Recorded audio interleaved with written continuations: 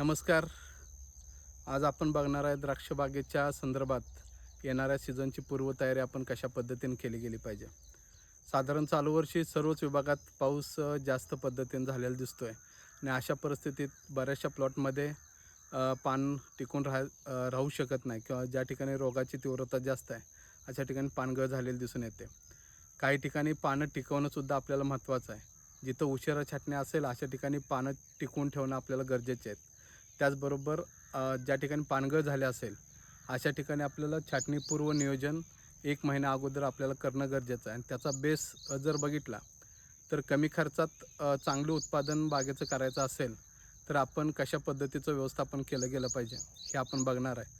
आणि त्यासाठी आजचा पहिल्या भागामध्ये आपण माती परीक्षण कशा पद्धतीने केलं गेलं पाहिजे, जेणेकरून अन्नद्रव्याचं व्यवस्थापन करणं आणि कमी खर्चात द्राक्षबाग आणायची असेल तर माती परीक्षण हे काळाची गरज आहे. आणि त्या संदर्भात आपण इथून पुढं दररोज एक व्हिडिओच्या माध्यमातून आपण एक माहिती आपण अपडेट त्या ठिकाणी आपण घेत राहणार. धन्यवाद.